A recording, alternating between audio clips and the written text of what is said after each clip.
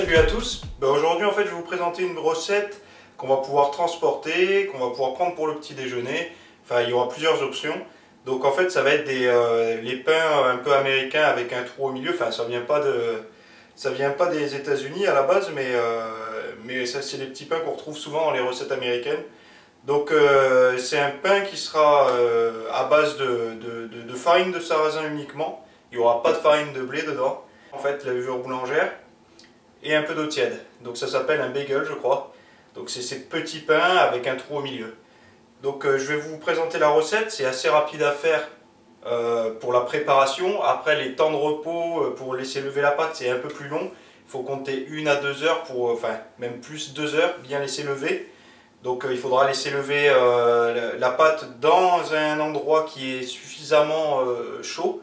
Donc le mieux c'est de faire préchauffer son four à la température minimum, de couper pendant 5 minutes, laisser refroidir et placer la pâte en fait dedans pendant 2 heures pour bien qu'elle gonfle. Donc voilà, allez c'est parti pour la recette. Donc on prend en premier, on va délayer la levure avec de l'eau tiède. Il faut de l'eau tiède, donc dans un récipient. Bien la mélanger.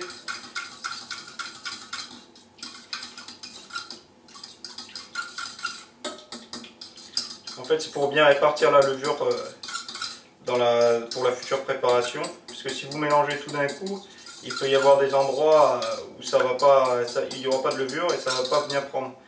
Et déjà, la farine de sarrasin a énormément de mal à gonfler en cuisson. Donc, c'est une étape qu'il faut bien respecter. Donc voilà. Après, on prend tout simplement notre farine. Donc, il y en a 200 grammes. 200 g de farine de sarrasin. Pour compter en grammes, il y a 200 g d'eau tiède aussi. Et un sachet de levure boulangère. Donc on y va petit à petit. Hein. On va faire une pâte à la fourchette, histoire de bien mélanger.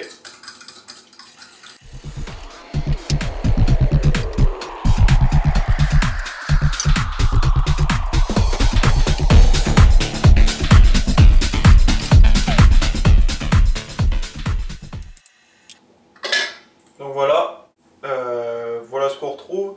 Donc on a une espèce de pâte qui est pas trop épaisse, qui est quand même épaisse, hein, elle tient si jamais je retourne le bol, mais c'est pas quelque chose comme une pâte à pizza ou une pâte à comment ça s'appelle pour les tartes et tout ça. Donc elle est encore un petit peu liquide. Si là je la prends avec les mains, elle va beaucoup trop coller. Donc là on va la laisser lever pendant 2 heures dans un endroit qui est relativement tiède, voire un petit peu chaud. Allez, c'est parti. Donc voilà, on reprend la recette. Donc là c'est bon, la pâte elle a levé, donc elle a même bien levé.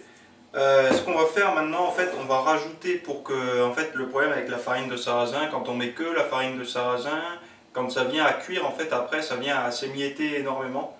Donc je vais rajouter 2 œufs entiers, en fait que je vais juste les mélanger, donc les fouetter un peu. Et en fait ça va venir un petit peu lier la pâte. Quand elle va cuire, ça va éviter que ça s'effrite de trop. Donc là, on va rajouter directement dans la pâte. Voilà. Et là on va mélanger à la pâte. Donc la pâte, la texture elle doit être un peu mousseuse. Donc si vous voyez que c'est trop liquide, ce que vous faites comme moi, vous rajoutez un peu de farine de manière à ce que la pâte en fait elle reprenne de l'épaisseur et qu'elle soit en fait maniable. Si vous essayez de faire des boules avec, il faut que ça soit relativement compact. Donc vous rajoutez de la farine petit à petit parce que vu que vous avez ajouté les œufs, ça a tendance un petit peu à se liquéfier. Donc vous rajoutez en fait de la farine, vous mélangez petit à petit de la farine de sarrasin toujours jusqu'à temps qu'en fait vous obtenez une pâte assez compacte que vous allez pouvoir travailler avec les mains. Voilà, donc moi, ce que je vais faire en fait dans la pâte, je vais incorporer des graines de lin. Donc des graines de lin pour donner un petit peu ce goût craquant en fait pendant qu'on va le manger. Donc je trouve ça un peu intéressant de mettre ça dedans. Et c'est surtout que ça va donner une petite note un peu originale. Donc je le mets directement dans la pâte et on mélange pour essayer de le répartir au maximum.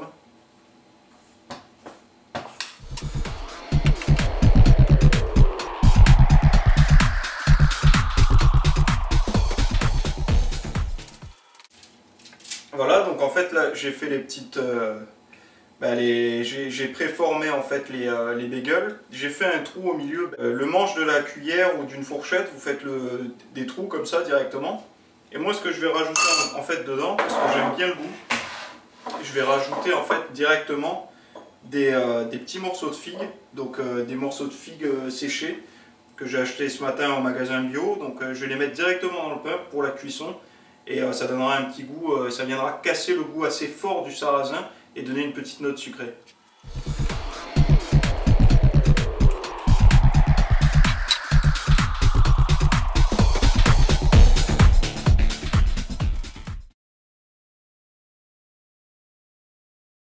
Donc voilà, c'est terminé. Comme on voit là, je l'ai fait un peu griller après au grille-pain, je l'ai coupé en deux. Et puis j'en ai fait en fait, comme dans les vraies recettes, un sandwich. Et là c'est un tout petit peu toasté, j'ai mis ça avec une tomate, de la tomate, du saumon fumé, de la salade. Je vais accompagner ça avec un avocat, un peu de salade. Et voilà, donc ça va faire quelque chose de très bon au goût, en plus avec le petit côté sucré salé avec les figues. Et ça sera relativement sain et parfait après l'entraînement par exemple. Là moi je viens d'aller m'entraîner pendant que la pâte levée en fait je vais aller m'entraîner. Donc là je vais pouvoir déguster ça tranquillement. Donc en fait on voit bien là, quand c'est cuit, quand ça vient de cuire, ça a bien gonflé, c'est assez mou. Et je sais pas si vous voyez là, mais c'est un petit peu grillé dessous. C'est pas, vu qu'on a mis de l'œuf en fait, c'est pas du tout, ça s'émiette pas. Donc après j'ai juste coupé au milieu, assez doucement quand même pour pas non plus que ça se casse en deux. Et je l'ai fait griller au grille-pain pour le toaster un petit peu et puis voilà. Donc ça peut être l'idéal le matin aussi avec, je sais pas moi, des œufs ou vous pouvez le prendre aussi avec soit du sucré, des pâtes à tartiner fait maison ou du beurre d'amande ou du beurre de cacahuète. Moi personnellement demain matin ça va être un avec beurre de cacahuète accompagné avec quelques œufs ou un shaker de protéines. Donc si cette recette vous a plu, n'hésitez pas à la partager. Si vous voulez voir mes autres recettes, elles sont toutes sur mon site, donc fitnessmiss.fr et rubrique recettes, donc vous les retrouverez facilement. En attendant, moi je vais aller déguster ça et je vous dis à bientôt sur ma page Facebook ou sur mon site. Allez, ciao!